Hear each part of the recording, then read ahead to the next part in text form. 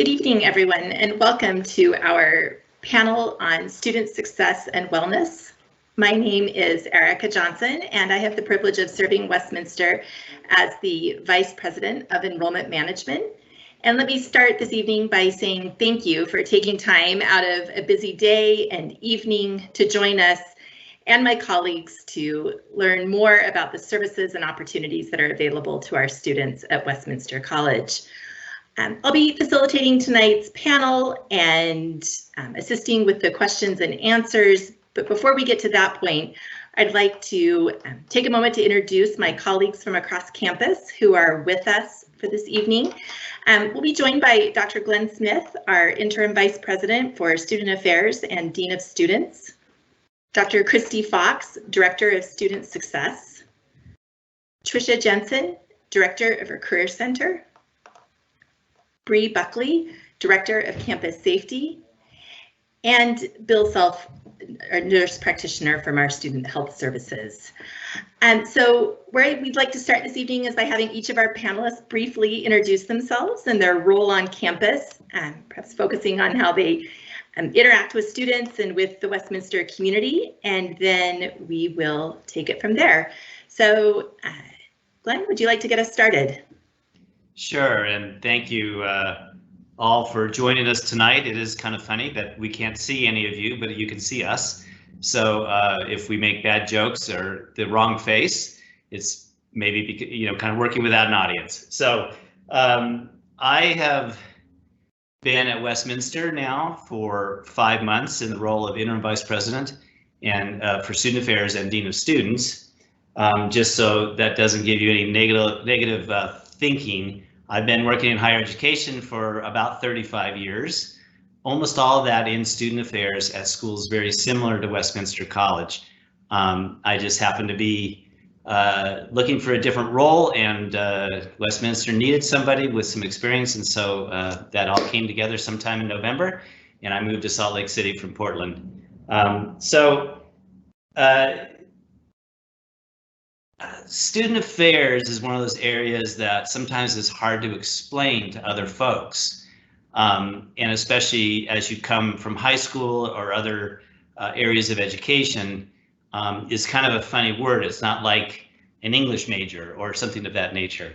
But what I like to talk about sometimes is that student affairs it's more than just the co-curriculum, but it's another set of outcomes that we ask students to achieve while they're in college. So let me try to break that down for you a little bit. No doubt, as you're thinking about coming to Westminster, you've already decided that you as a family, your student's going to come here in the fall. There are certain things you're doing right now to get ready for school, including kind of deciding about a housing option and so on. And so, why do colleges have housing? Well, first of all, you may live out of state and a student needs a place to live. But more than that, you may be aware that Westminster has a 2-year residency requirement. So that seems kind of funny when you first hear, well, why do they have to live on campus for 2 years?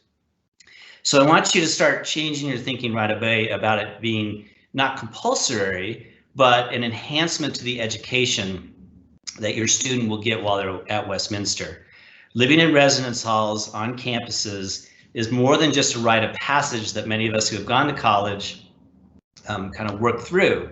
Instead, it's a set of skills that can be gained in that time, and that where a student gets to be a little bit autonomous or independent from their family.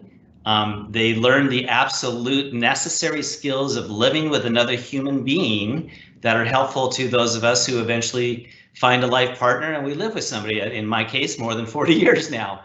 But a lot of these things we kind of figure out as we live in this new environment, as we start to develop skills like cooking for ourselves and that sort of thing.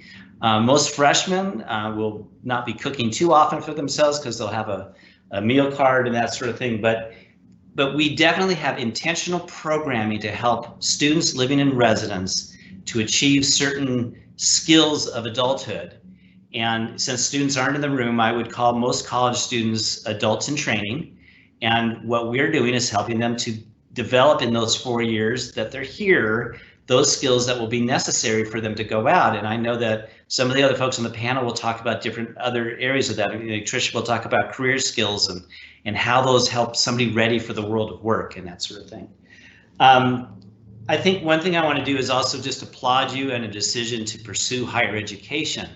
You may or may not be aware that only about a little more than 30% of the population of the United States has a bachelor's degree. So that seems low. And so when your student graduates, they will be amongst those folks who have a different level of understanding of not just how to get a job, but also how to re-educate themselves over and over and over again into the world as the world changes so quickly. We've seen so much change in this last year that I think maybe you understand more and more what I'm talking about. It will give them a leg up on the culture.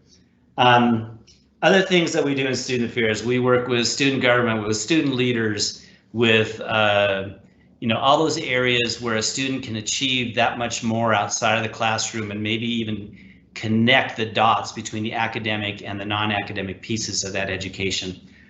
Quite often those areas of student leadership where they can pursue those things with club leadership or something like that will help them actually understand what it means then to be a leader out there in the world. Last couple of things I'll talk just very briefly about wellness in our approach on campus, our intentional approach. Hopefully, if you've been able to go on campus, you've been to the Eccles Center, which is I just love that facility. It's a huge gym, yes, but it's also a weight room and training rooms and fitness classes and places for camaraderie and an incredible swimming pool. So all these things are available to your student as they come here as a part of their tuition and so on. And so we really encourage, that's another area of skill where we learn to take care of ourselves and take care of responsibility for our personal health. Along with that, we have a great counseling center and a director that I just so appreciate. She's so talented and has hired a great staff. So occasionally a student has some challenges and they need to see a counselor, and that's great. And we try to take that stigma away and just understand that just about everybody at some point in our lives needs somebody to talk to. And then when Bill is here later on this evening, hopefully, he'll talk about the health center. But just one thing I want to point out is our approach on this campus to COVID, between what Bree and Bill have done to lead us through some of this, has been just incredible, and we have been able to keep students safe. So everything we do, I guess, bottom line in student affairs is to make sure that our students are not just successful, but they also are supported through the challenge process that we offer a great deal of the support. I think that's all I'm going to say for now, and turn it over to Dr. Christie Fox, who is our Director of Student Success and Retention, and we'll answer questions later, I think, as a panel. Thank you so much, Glenn. That was a great explanation of student affairs. I really appreciate that. For the audience, I hadn't heard Glenn talk about it that way. And he set me up really nicely in terms of talking about student development and the journey that students are on. So again, my name is Christie Fox. My pronouns are she, hers. And I do have a short PowerPoint presentation. I'm sorry, it's the professor in me. I've got some visual aids for you. I think this helps us all learn. So I'm going to go through these very quickly, and we can go from there. So, okay, so are my slides showing? I'm asking my team. Okay, great. So I'm gonna try something slightly different here to present. All right, this is just my contact information so that you have that in the future as we move forward. What I really want to talk about today is student success. And we take a team approach to student success at Westminster. So we're asking students when they come here to think about who's on your team. Sometimes when I talk to students, we talk about, like, I'm going to use Glenn for an example. All right, who's on team Glenn? Who is there for Glenn to talk to help him succeed in his journey at Westminster? So some of the people that are on students' teams are their faculty advisor. Every student has a faculty advisor. All incoming students will also have a staff advisor, and they have different roles. Students will also then have other people come through, floating through their team at various times in their journey at Westminster. They will have various kinds of mentors. They might have a peer mentor. They might have an alumni mentor. They will have interaction with the Career Center. Trisha will talk about that more. And there are other folks on campus who might be part of that success team. And this all starts at Griffin Gear Ups. So I want to put an early plug in here for Griffin Gear Ups. If you have been admitted and you've decided to come to Westminster and you paid your deposit, then please go ahead and sign up for a Griffin Gear Up. That's where we really get to know you. And your first interaction with your team is through your faculty advisor at the Gear Up. So you'll have an opportunity to sit down with a faculty advisor for about an hour and talk about what you're interested in, what direction you want to go, and of course then the students will plan their first semesters. It's very exciting. This year Griffin Gear Ups will be virtual, and so I expect that a lot of you will be there along with your students, at least for that advising section. One of the things that students will take in their first year, one of the things that is in my shop here, are learning communities. So all first year students take a learning community, and these are 2 classes that are joined by a theme. So they're taught by 2 different faculty members, 2 different classes joined by a theme. So the students are in a little bit of a cohort. And the faculty who teach those learning communities become the students' second faculty advisor. So they're not really interacting with that Griffin Gear Up advisor anymore. Instead, they're going to talk with their learning community advisor who'll be with them for that whole first semester. And here are some examples of learning communities that we're offering this fall. One that is new that I'm pretty excited about is Stars of Film and Sky, Memory, Identity, and Science. And that's a history professor and a physics professor. So I love it when we bring people from very different disciplines together and they're able to offer classes like this, or 2 different classes like this. We also have Rock Your Body, which is a geology class and a personal fitness class. They go into the pool when they discuss wave theory. I always think that's kind of cool. So, and we have one for business students, and there are about 12. So this is just a few that from which students can choose. As I said, the faculty will become the students' advisors, and some of the things that will be part of that advising, it's not just course selection, right? So in learning communities, we build community. That's why we call them that. We encourage major exploration. We don't anticipate that students know what they want to do and even what they want to major in, and we're really comfortable with that. We help them think about on-campus involvement and how they want to get involved in co-curricular.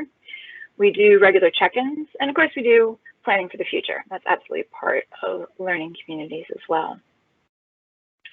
Overall, the Office of Student Success and Retention is more than just learning communities, although that's the biggest part that all of your students will interact with.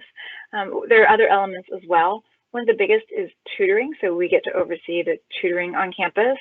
We have multiple centers for tutoring, and I've listed them here: the Chemistry Coaching Center, Gore School of Business Tutoring, Math, Physics, and Computer Science Tutoring, the Writing Center, and then we also offer one-on-one tutoring for lower division courses. And these are things that are available to all students, and they're all free.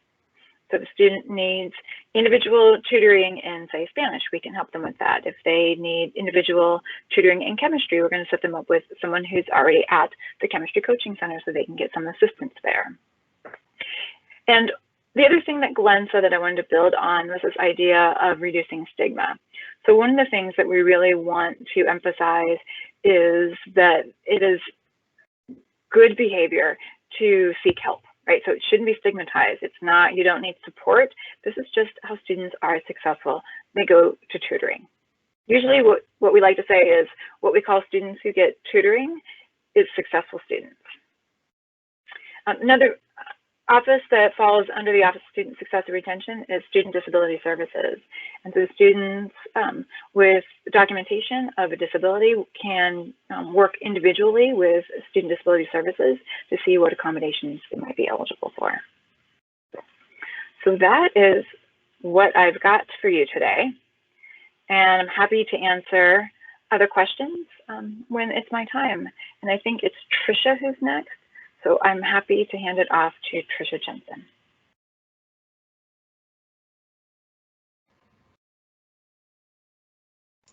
All right, good evening. Hi, everyone. As Christy said, my name is Trisha Jensen. I am the director of our Career Center on campus. And there are a number of different ways that we support and interact with your students through the Career Center.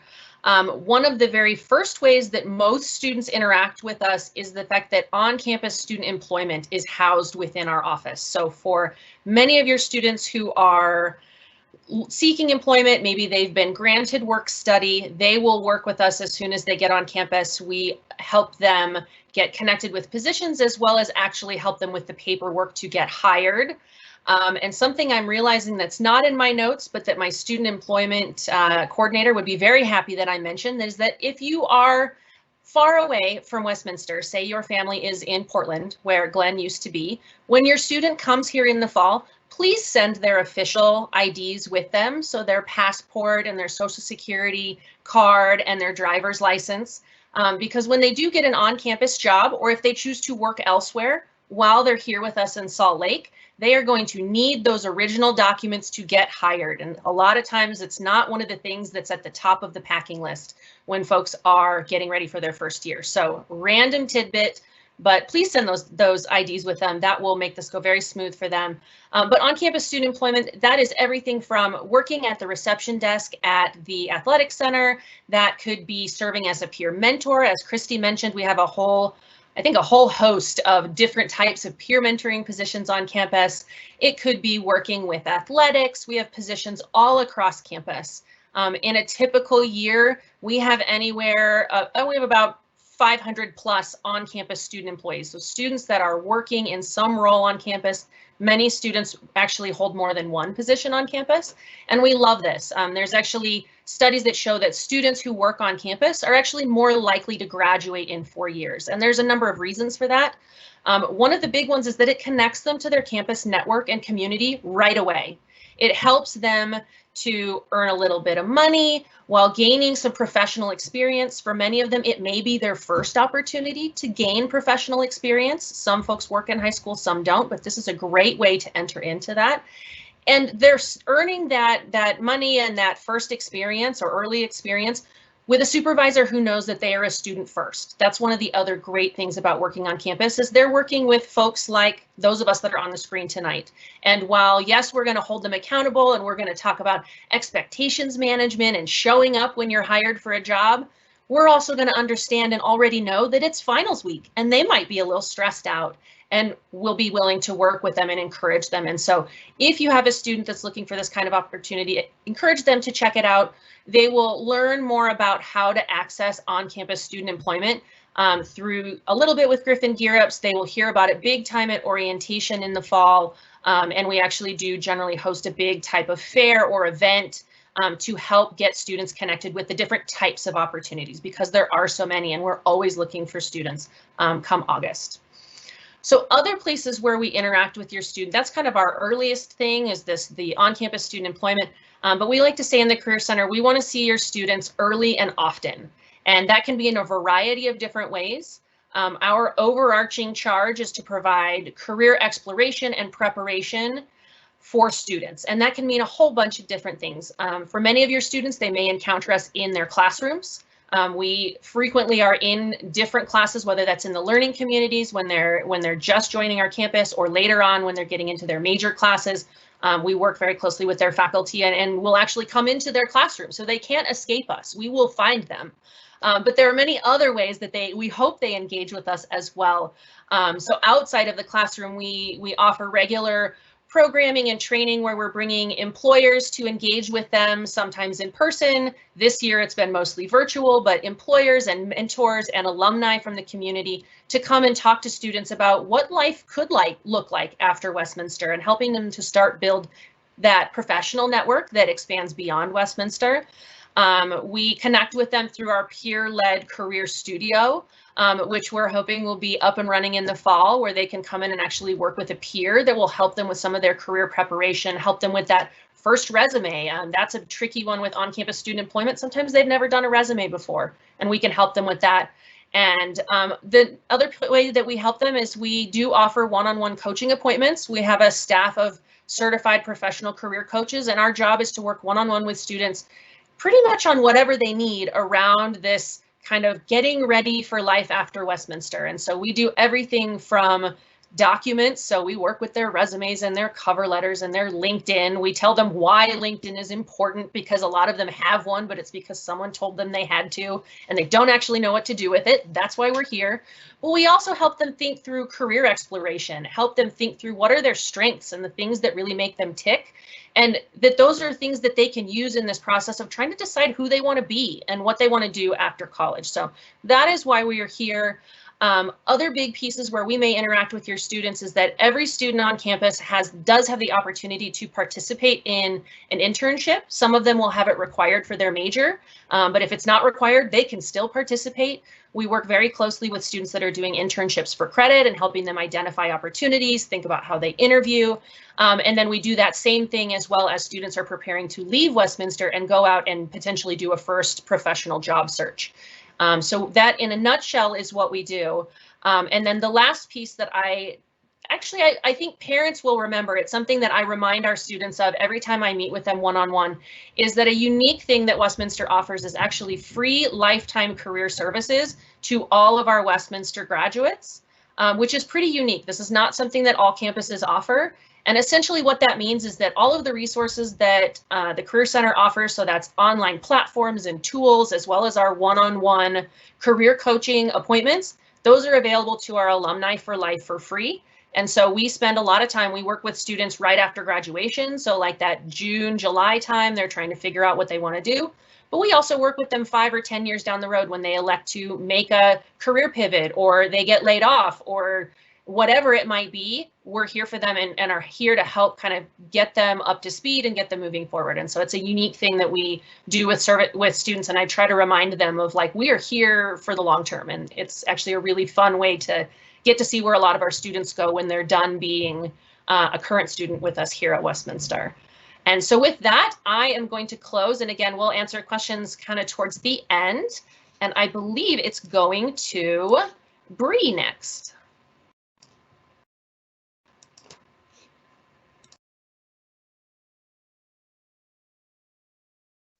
Hi, my name is Bree Buckley. I'm the Director of Campus Safety, and just really appreciate the time the opportunity that I have to talk to everybody here. In most years, a lot of what my area of focus is typically happens in the background because my areas of responsibility include basic occupational safety for our employees on campus, as well as the workspaces that our student employees engage in. I also am responsible for fire and life safety. I act as the campus fire marshal and am responsible for coordinating yearly inspections and other items related to the protection systems that are in our buildings, including the residence halls where our students live. And the other aspects that I have responsibility for include emergency planning for the college, and I'll kind of talk about how that impacts the students as well. And of course, now with the situation that we're in with COVID, there's a lot of what I do that has become much more visible and relevant to the students in a much more personal way than it has in the past. I do have a lot of opportunities actually to speak with students during the course of an academic year.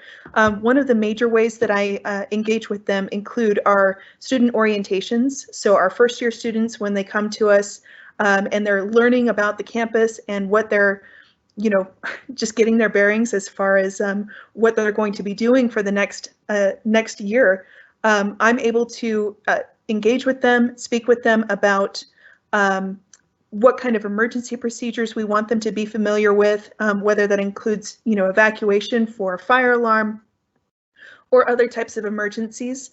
I can point them to the resources that we have on campus where they can kind of self-educate themselves on our emergency plans, because we have our emergency management plan available on our website for people to peruse and just understand what their resources are. And then I also work really closely with a lot of different departments on campus. I just want to really emphasize that campus safety is not a single department effort. It is something that encompasses an entire spectrum of functions on campus, and I just do my best to make sure that people are connected to the right spots on on campus so that we can ensure the safety of the people that live and work there, basically. When we talk about emergency preparedness with the students, one of the things that we really try to emphasize, and this goes to wellness as a whole, is basically the importance of individual planning in the context of their college education, because it's a different environment than K through 12. They're at the point now where they're able to make decisions for themselves in emergency situations. And what we try to do is prepare them as much as we can for that, to give them ideas on how they would think through the actions that they would take in response to emergency situations, both on and off campus, now that they're adults in training, as Glenn said. And so it's something that I really enjoy trying to engage more with the students on. I've worked with student groups on campus, clubs and other student associated activities to provide that kind of education, sometimes some hands-on activities. It's been a little bit more virtual over the past year, as you can imagine, but that's something that I really try to lend my expertise to in terms of helping them understand what they need to think about when they're either living on campus or living on their own, sometimes for the first time. And then as far as our current situation with COVID, it was I'm sure you can imagine, a challenge to understand how we as an institution could continue to deliver the type of education that we provide, building the relationships that we find so important as part of their experience here on campus, while also maintaining everyone's safety, because we suddenly transitioned into a world where being close together in person situations was a risk that we needed to mitigate. And so we spent all summer as a working group meeting weekly, basically rethinking the way that we did everything on campus. And so we're going to continue to evolve. We are prepared to be nimble and make changes that are necessary as we continue to phase forward into what life looks like with COVID, as well as the vaccines. We're hoping that this fall looks a little bit different than the last fall semester that we had. We're hoping that there's a little bit more resemblance to what we thought of as normal before.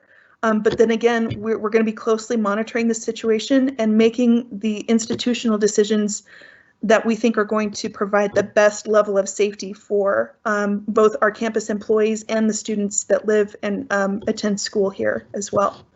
And I'm happy to take any questions during our panel. And at this time, I'll go ahead and transition over to Bill Self. He's from Student Health Services.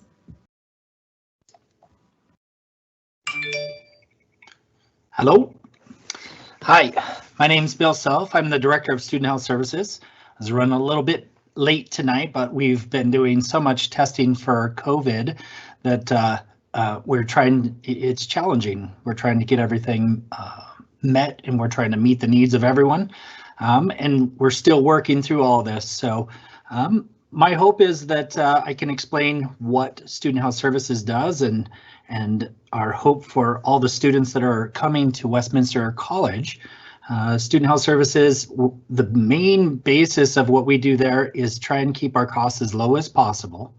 And so we're working to support students at Westminster for the lowest cost possible. And that would be typically they can come in, they spend about $15 coming to a visit.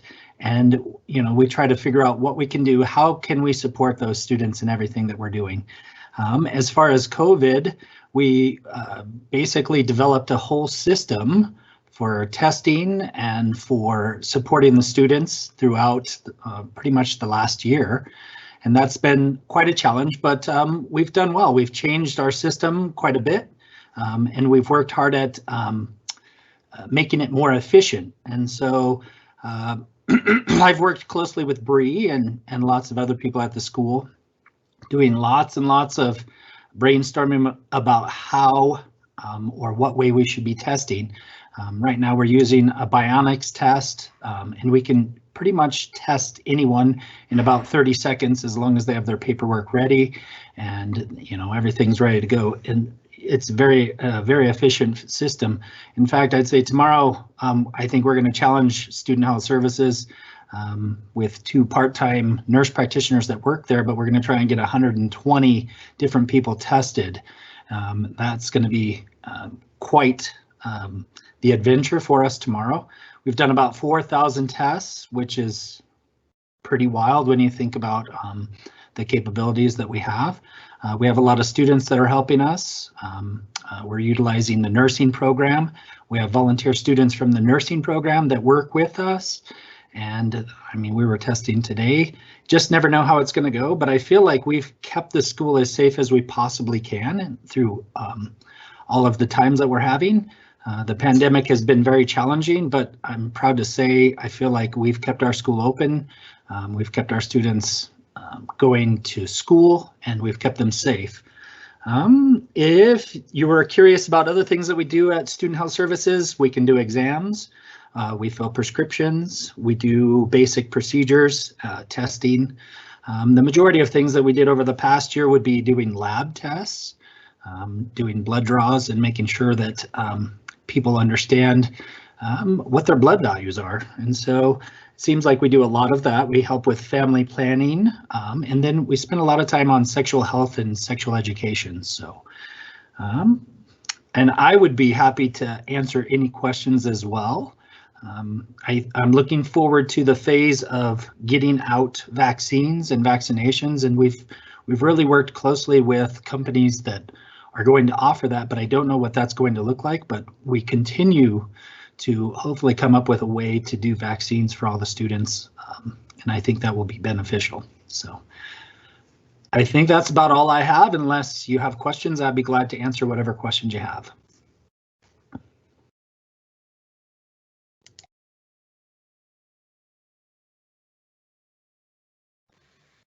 Thank you to Bill and the rest of our panelists for those introductions. We have a couple of questions that have already been posted, and so we'll go ahead and get started with questions. And just to let all of our participants know, you are welcome to post your questions in the live event Q&A, and we'll either share them with our panelists for a live answer or answer them in the chat, depending on how much time we have and how many questions. So for our first question this evening, maybe we can take it back to Christie, and we have a question regarding Griffin Gear-Ups.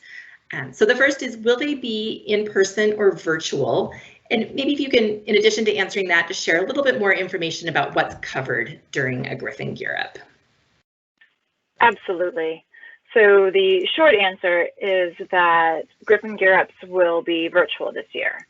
The longer answer is that a group of folks, mostly on Glenn's team, are working very hard to make virtual Gear-Ups a really engaging experience where students get to know other students and really get to know more about Westminster as a college and what they'll expect when they get here. We have some pre-Griffin Gear-Up things that we like students to do, and they are on Canvas.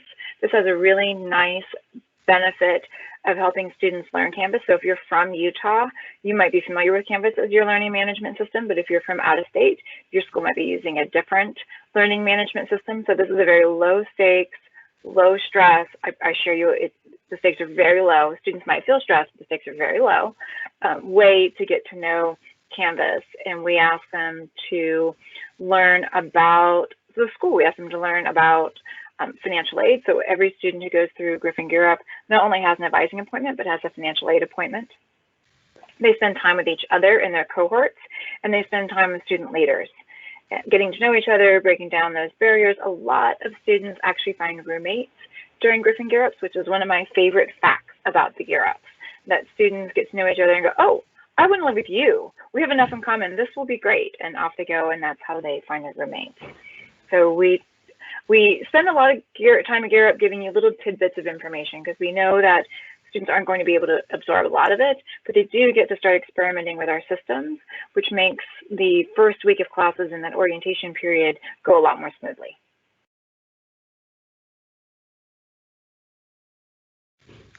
Great. And our next questions are for Bill, and we have several questions regarding COVID testing. So Bill, I'm going to share those with you, and maybe you can answer a couple of different people's questions at one time. Are we requiring our students to get tested, and how long does it take to get the results? And then just more broadly around COVID testing policies on campus for the community. Yes, so obviously we've spent a lot of time working on our policies and procedures, and it would take me, I don't know, probably the better part of an hour if you want me to explain how our policies work. However, what we have done is we utilize the CDC to come up with our policies, and some of them are a little bit stricter.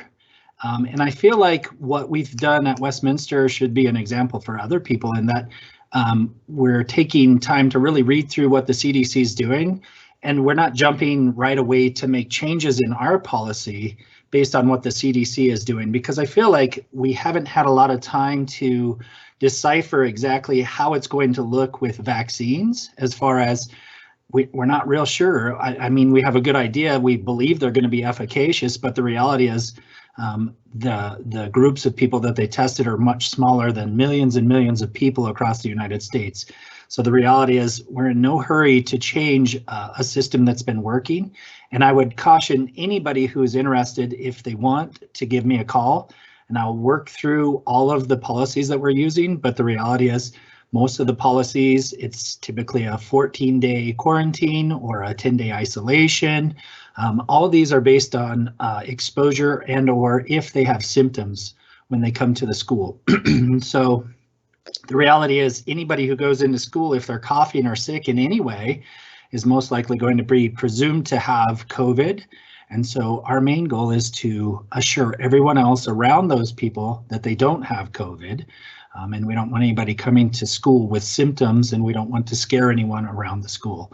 So there's that. So as far as requiring testing, sure, we want to make sure that everybody is tested at Westminster, but the reality is we don't require anyone. We're not forcing you to get tested. We're strongly recommending that you be tested for COVID, and you can test as often and as frequently as you would like. All of our tests are free. We don't charge anyone. We get all of our tests from the State Health Department. We use a test called Bionax. It's an Abbott Technologies test, and we can get the results within 15 minutes. And the system that we're using is we utilize everybody's cell phones through an application called Navica. What happens is they fill out or create an account with Navica. We scan a couple QR codes. We run their test with a small card from Bionax. And literally within 15 minutes, I would say actually even faster than that. I typically know when somebody's positive in about 5 minutes with these tests. And then just for my benefit and for the benefit of Student Health Services, I utilize another test to assure that when I have a positive, I use this other test that's similar to it, but it's a different manufacturer to just reiterate, is this a positive test? So I use 2 different antigen tests. We also ask people when they have symptoms to utilize a PCR test. So we're using lots of different methods, but the reality is our test is very fast. Literally, people that come through our testing facility will spend about 30 seconds there as long as they have everything prepared and they're ready to go. Literally 30 seconds, because that's about how long it takes to swab their nose. So, and if they're wondering, we just use a nasal swab. It's not a nasal pharyngeal. We don't do a spit test. We utilize the nasal, and everybody seems to do pretty well with it. So I don't know if that answers everybody's questions. As far as the policies on COVID, literally I could sit here and talk to you for an hour and I could confuse you very well, but our policies are, we go through them, we go over them on a weekly basis. And I would say, if you want to know more, please call me, I'll tell you more. Thanks, Bill. And we'll post a link to the college's COVID information site in the chat for those who'd like to read more about campus policies and campus happenings. And our next question, perhaps we can start with Glenn. And, Glenn, about half of our students are from the state of Utah, about half travel to us from places outside of the state. And one of our questions is about helping students transition to campus. what happens when they're feeling homesick? What does the college do to help with that transition, whether a student's coming from across town, across state, or across country in many cases? Well, I think first off, Christie did a great job explaining Griffin Gear Ups, and that's the first place we start, is the orientation process, if you will. And then when school, just prior to school, we have orientation programs. And I'll just tell you a funny story how people like me get into student affairs. When I was a freshman going to college, there was like a 7-day orientation at my college, and I pretty much played racquetball during the entire time that orientation was going on.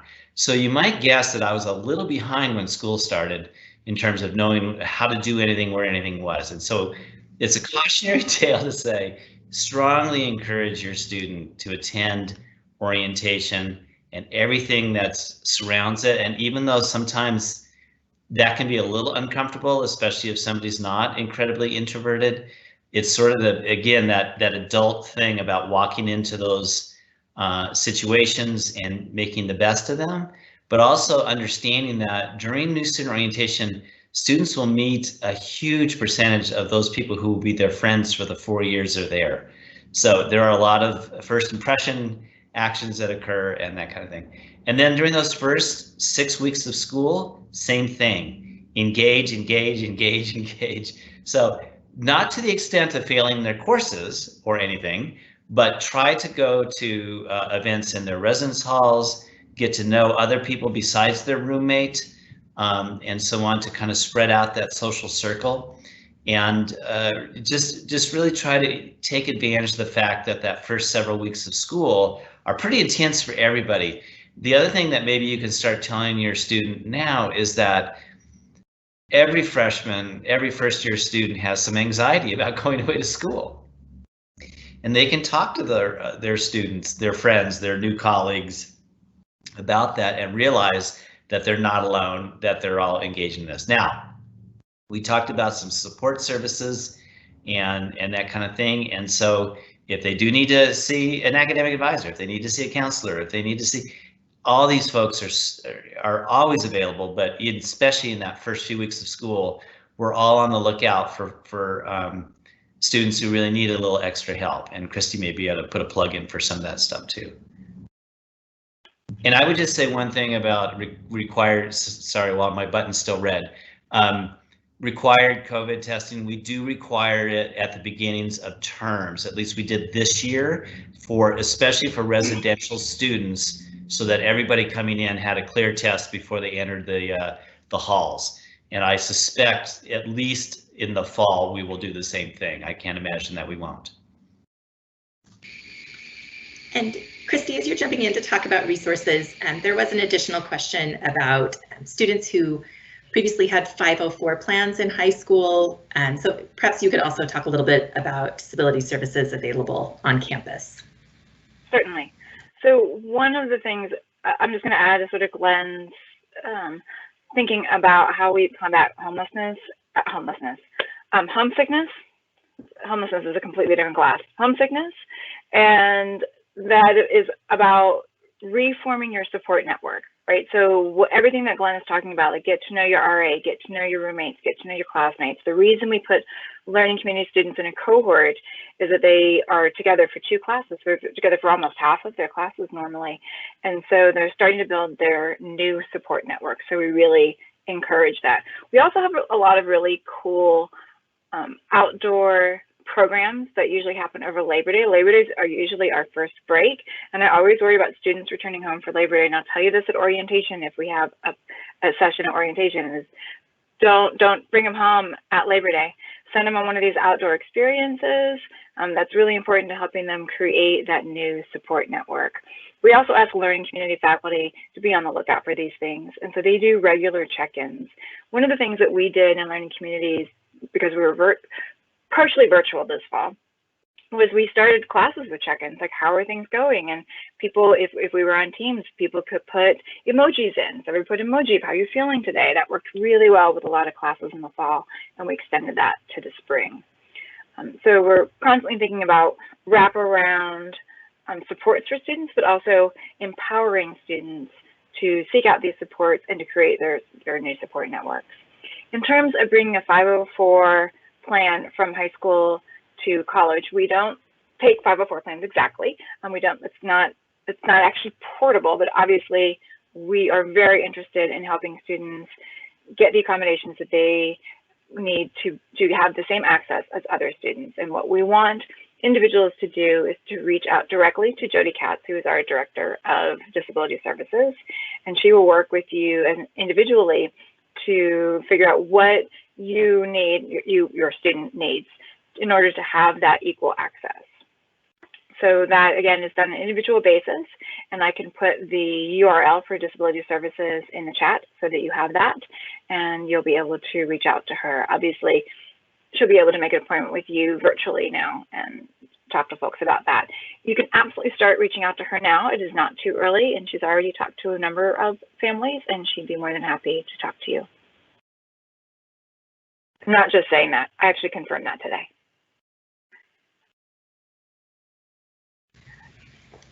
Trisha, because we're talking about first year experiences, you talked about students coming into the Career Center early and often. What advice would you give to a first year student who is being told to come in early and often, but isn't really sure what a first year student should be doing in terms of career services?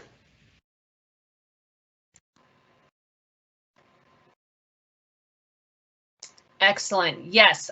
Most of them won't know what that means. Even if we say come in, they're like, I don't know what that means. I'm going to go do something else that I understand. But what I would advise students is to just try things. And this idea of how they engage with exploration, it's all connected with exploring majors, exploring classes, exploring new friends. We want them to try things. We offer a whole host of programming either out of our center or in collaboration with other areas of campus. And I would say the best thing you can do is just push your student to show up. So much of what we do and what we offer is fairly low risk. I'll give you an example. We have, not this year because it was all virtual, but in a typical year, we have employers that come to campus because they want to meet students. They want to get to know students. And they may come and have a table in our Shaw Center and want to talk to students as they're walking by, or they may host an event where they're saying, hey, I'm doing a sit down in the lobby of the Career Center. It's open, come by and ask me questions. And what I love to see is students that are curious enough to come in and say, I'm just going to talk to this person as another human, not as an employer that might hire me 4 years from now for a job that I don't know that I want, but just a, hey, I've never talked to a person like this before. I am curious about what it means to work for a nonprofit, or I am curious about, I'm thinking computer science, but I only kind of know what it means. Hey, there's an employer that's connected to that coming to campus. That's a great place to go ask some questions of saying, I'm considering this, I have a passion for it, maybe it's a hobby on the side, but what does it look like to actually do this on a daily basis? And so we try to create a lot of opportunities for students to do that, but the students are the ones that have to decide to show up. And so encourage them to do that and remind them that they don't have to have all the answers before they show up, because I think that's what stops them a lot of times is they're like, I'm not sold on it yet, or my resume's not ready to go, or I haven't actually graduated, so I can't talk to these people in the community. They're coming because they want to talk to these students and they want to talk to them early. They want to get to know them. We tell students all the time to build their network.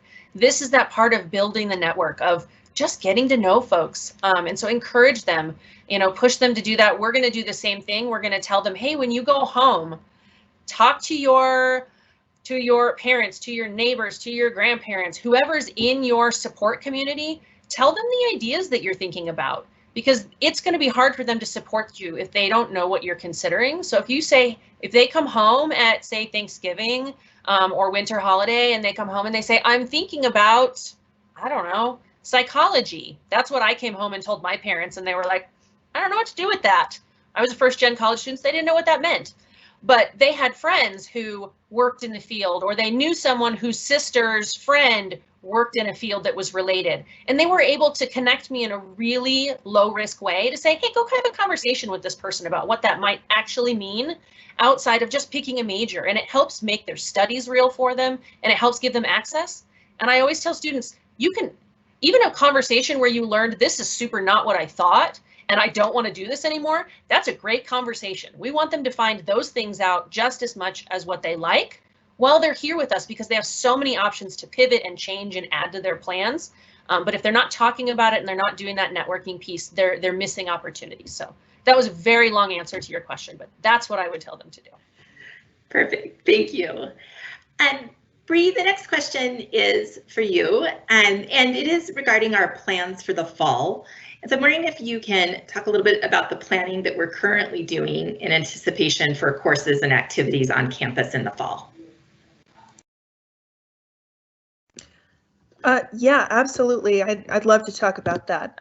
So everything that we are thinking about for the fall is of course going to be dependent on what our real world circumstances are going to be as we get closer to the beginning of fall semester. So as we are continuing our ongoing planning, we were also going to continue to monitor what the situation is, as well as changing guidance from the CDC and our local and state health departments, because those are our primary resources for understanding what the situation is and translating what we're learning about COVID, life with COVID, and the vaccine into actionable guidance. And so we're going to be making sure that we're keeping up with all of the changes that we anticipate will be coming.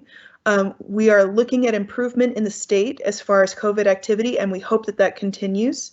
And that's going to inform directly what we are planning. Right now, we are thinking that we will be doing in-person classes in the fall. However, with the hybrid instruction that we've been doing during this academic year, we have equipment in our traditional classrooms which allow students to participate virtually without actually being present in the classroom. And one of the ways that we really want to see culture change on Westminster is that no one comes to class if they're feeling sick. You know, we don't want people to push themselves past that limit. You know, it's not good for them from a health standpoint. It's not good for everyone else from a larger public health standpoint. And so we are keeping this equipment in place, and we want to continue to utilize it. And so we're going to continue to encourage students to just do a quick check-in with themselves, understand how they're feeling, and then make a decision for.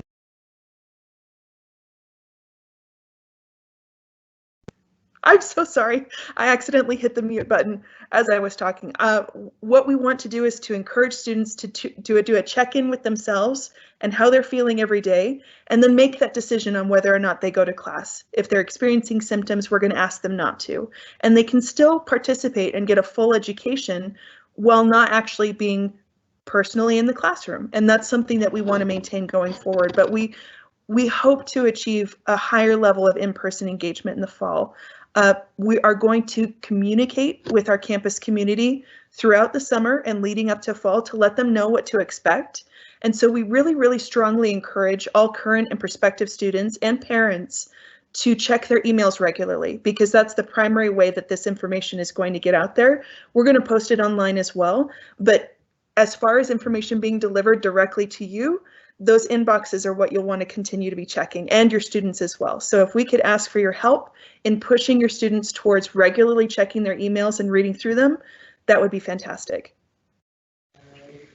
Great plug, Bree, for checking their email. And we just have a couple of minutes left, and we do have a few questions. And so maybe we could just take 1 or 2 minutes to answer some questions that are coming in regarding classes that we teach and program that we do for first-year students around issues of sexual health, consent, safety on campus. So if one of our panelists could just talk about how we communicate and work with students in managing those transitions to campus. And then I will end by covering some information regarding campus tours and visiting campus, because I am getting a few questions regarding coming to campus. So could one of our panelists round us off by talking about first year programming and classes around health and safety? Well, I can start.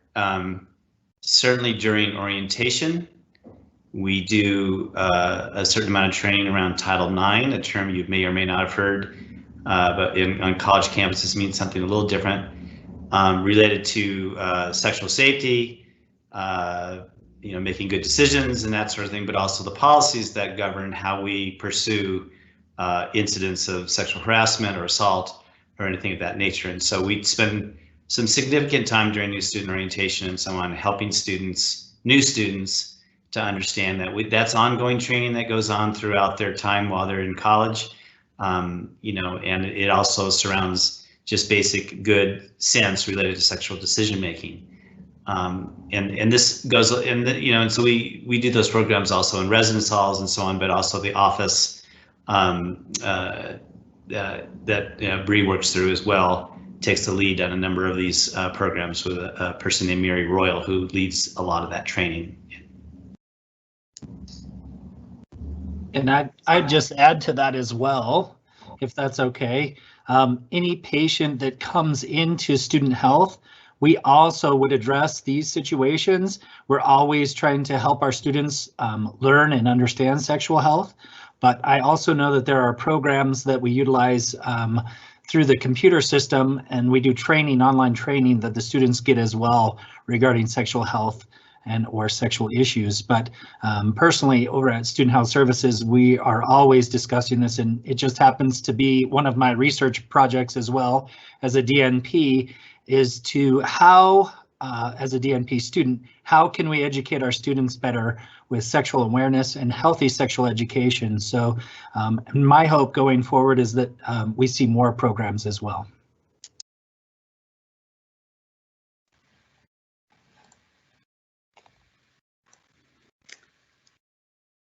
Great. Well, thank you to our panelists for answering that question and all of our questions this evening. And we are at 7:30, so we're going to be wrapping up tonight's program. I will post in the discussion a couple of links regarding campus tours. We are welcoming prospective students and families to campus by appointment. And we have a couple of limitations on group size and the number of families that we welcome to campus each day. So we encourage you to go online and schedule your visit to campus in advance. For those unable to visit campus or who'd like to see buildings that we're not currently showing on our campus tours, we do have a virtual tour available on our website as well that will show you the inside of many of our residence halls, academic and student buildings. So I'd encourage you to explore the virtual tour, and we'll post links for that program.